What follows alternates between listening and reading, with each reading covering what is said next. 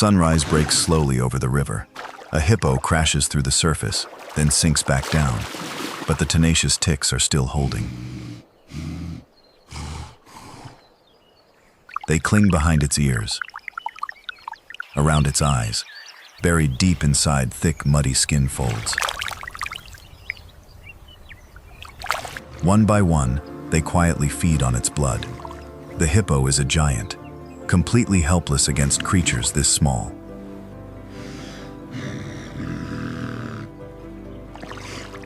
Then a brown shadow drops in from above. A small bird lands on its head.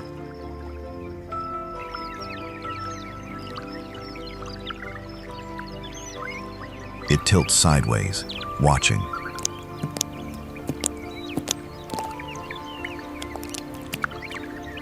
Its sharp red beak touches the hippo's ear.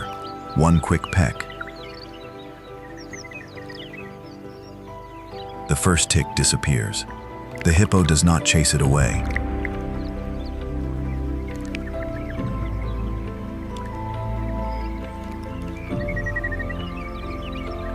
This is the red-billed oxpecker, and its working day has just begun. For this tiny bird, breakfast is not scattered on the ground. It is not hidden in the treetops. It is not buried in the grass. Its food is walking, breathing, and covered in parasites. The oxpecker hops across the hippo's muddy head. Its feet grip the rough, cracked skin. Its eyes keep searching.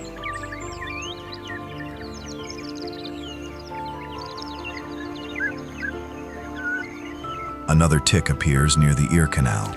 The bird leans in. One sharp pull. Another parasite is gone. But sharp work requires a sharp body. So the bird glides down to the riverbank. It lowers its red beak to the cool water. One drink. Then another.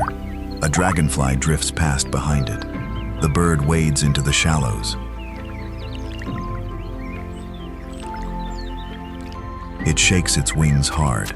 Water scatters in the early morning light. Then it hops onto a mossy stone and begins to preen. One feather, then the next, slow and deliberate.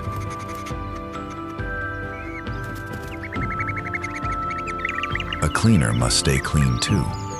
Across the river, the hippos are still waiting. The sun climbs higher.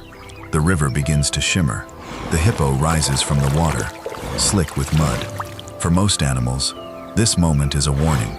For the oxpecker, it is an opportunity.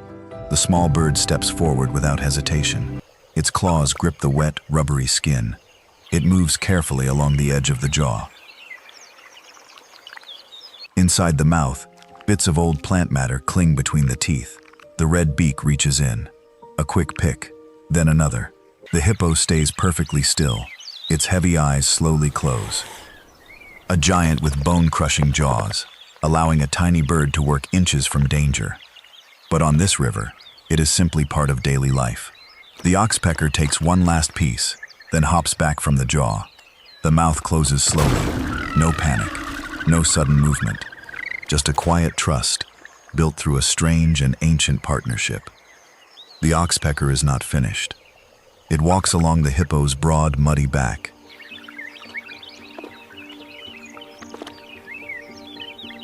Flies swarm around the ears.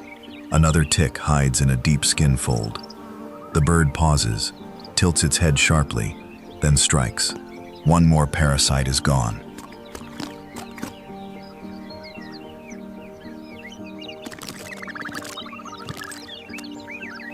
The bird lifts its head. Across the riverbank, a herd of buffalo has gathered, grazing slowly in the long grass. The oxpecker takes off. It flies low over the green water.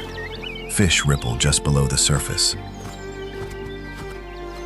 White egrets move silently through the reeds. The bird lands on an old buffalo, rough-coated and heavy. Here the search begins again, not on bare skin, but deep inside dense, wiry fur.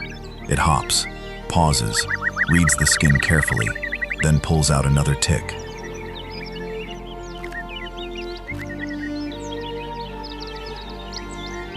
From hippos to buffalo, wherever large animals gather, the red-billed oxpecker follows. For the bird, it is survival. For the giants, it can be relief. By midday, the river is fully alive. Kingfishers dive straight into the water. Egrets step through the weeds with patience. Dragonflies skim the surface in tight circles.